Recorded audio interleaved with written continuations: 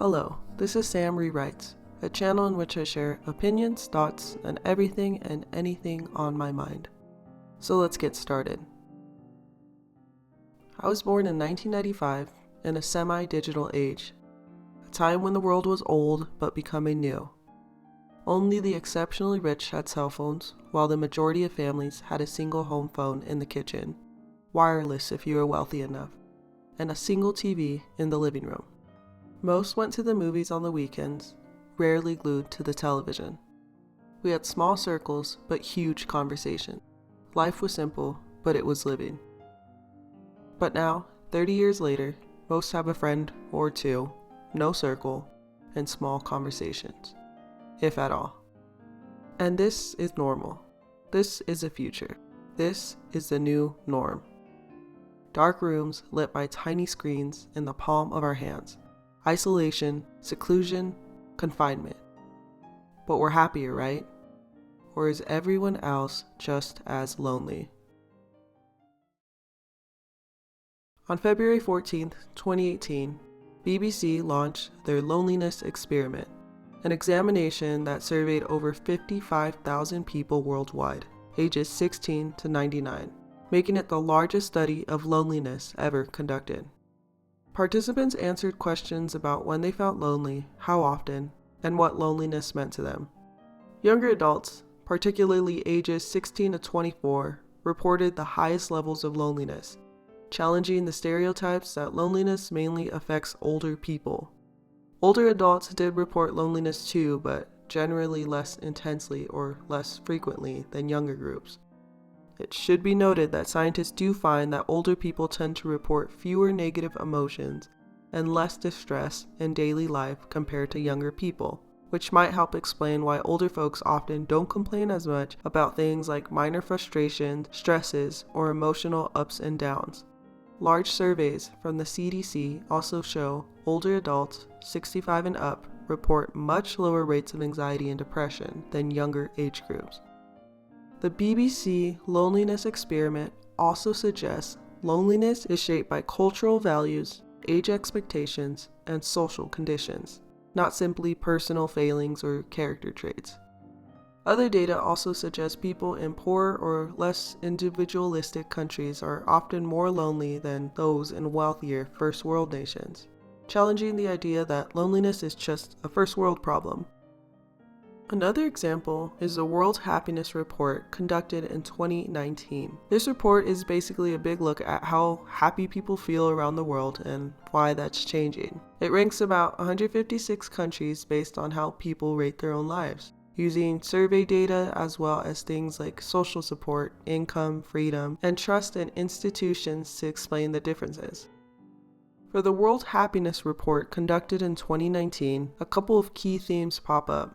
Over the past decade or so, happiness levels have shifted in different places, and negative emotions like worry or sadness have been rising in many regions. The World Happiness Report also dives into how pro-social behavior like generosity and a sense of community matter for happiness. On the flip side, it even looks at how digital tech and social media might be impacting young people's well-being. A study of university students found that for every 10% of negative interaction on social media, participants reported a 13% increase in feelings of loneliness. On the contrary, more positive experiences online didn't really reduce feelings of loneliness. The link was only with negative interactions. Loneliness is genuinely rising among young people. Multiple surveys and studies find that Gen Z reports high levels of loneliness and lack of meaningful interaction, often even more than older generations, despite being hyper-connected online. Some research shows a lot of young adults feeling emotionally isolated or lacking regular human contact, which suggests that online interaction doesn't replace real-life connection. Social media has a complicated role. It can help people feel connected, but it also correlates with loneliness and mental strain. For example, major studies show that both passive scrolling and active social use are linked over time with higher reported loneliness, suggesting digital interactions often don't meet deep social needs. Other research links frequent social media use to loneliness in adults and teens, teens themselves increasingly saying these platforms can harm mental health, sleep, and self-confidence. Now, let's look at loneliness as a theme in film. Scholars have examined how loneliness is portrayed in cinema, not just as a subject, but as an emotional and aesthetic experience. Research and film studies argue that loneliness is a recurring motif across genres, and that cinema itself can be thought of as a loneliness room, offering audiences a space to experience isolation emotionally. In other words, loneliness isn't just a story element. Cinema actively shapes how we feel and understand loneliness through visual, sound, and narrative language. Another issue is that media has changed a lot over time, both in what people are watching and how it affects us, especially younger generations. Over the past few decades, the amount and intensity of violent or disturbing content in films, TV, and online media has increased. Studies show that movies and streaming content today often include more violent scenes and aggressive themes than in the past, and children and teens are watching them on phones, tablets, and computers far more than they used to watch TV. For example, one medical association report found a dramatic rise in violent content across TV and movies. Even animated films and music videos often depict violence that wasn't as common in earlier decades, meaning young people now consume far more media daily than previous generations did. At the same time, social media algorithms are pushing videos and clips including real-world violence, accidents, and distressing news footage. Surveys report large percentages of children exposed to graphic content that leaves them worried or upset, often without any warning or control over what they see. Another thing to consider is how horror as a genre has expanded massively. It's now one of the most commercially successful film categories, accounting for a much larger share of box office sales than it did a decade ago. And streaming platforms make scary content easy to access anytime. And this isn't just slasher movies. The themes in media are reflecting a world that feels more frightening, uncertain, and emotionally intense. And younger viewers are especially tuned into that because they consume so much media online. Research finds that repeated exposure to violence and distressing media changes emotional response over time. When people see violent or traumatic images again and again, whether in movies or online feeds, they become desensitized, meaning they feel less empathy and emotional reaction than they otherwise might.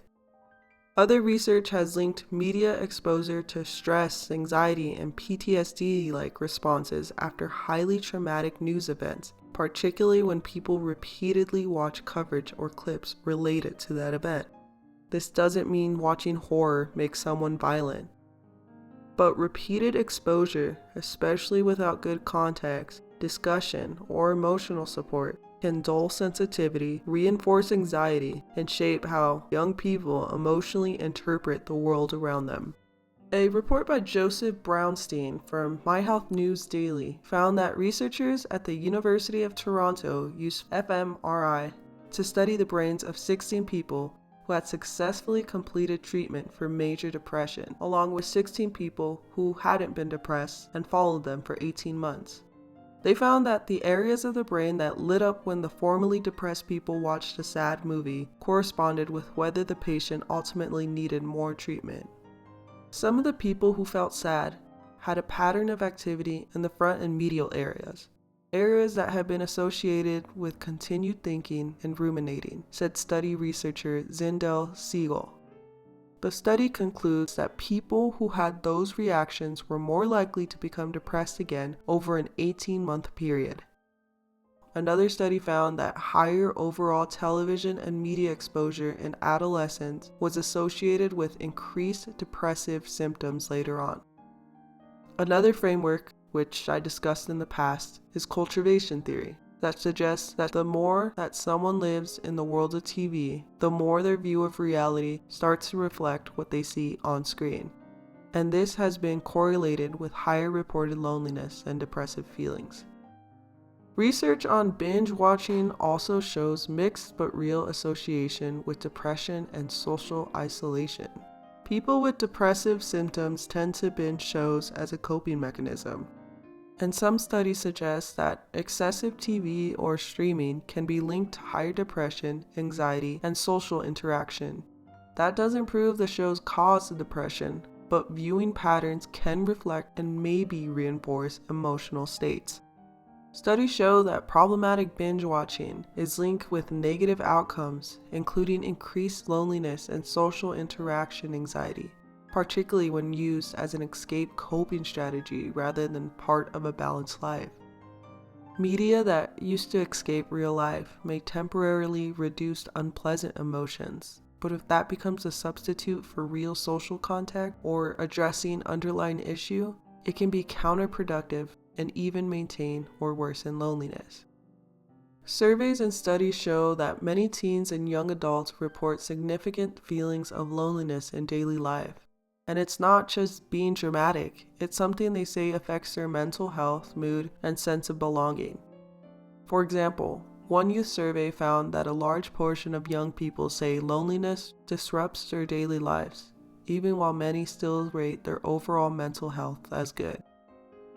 Some research suggests that both active and passive social media use, like posting and just scrolling, are connected with rising feelings of loneliness over time, implying that online interactions don't necessarily fulfill deep social needs the way in-person interactions do. Other work finds that persistent or problematic social media use can make loneliness worse, partly because it's linked with lower self-esteem and less real-world connection. But the picture isn't simple, and media use isn't entirely to blame. Some studies point out that it's not just how much people are online, but the type of experience they have.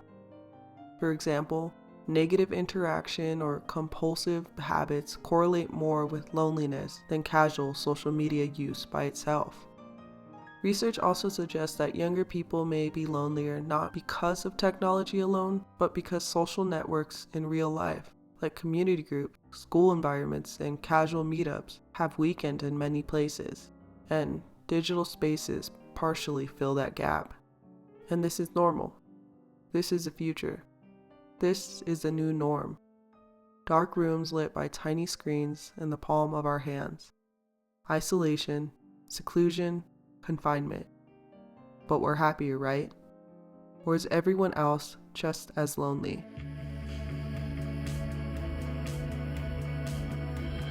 As always, thank you for watching, and remember, these are opinions from a nobody.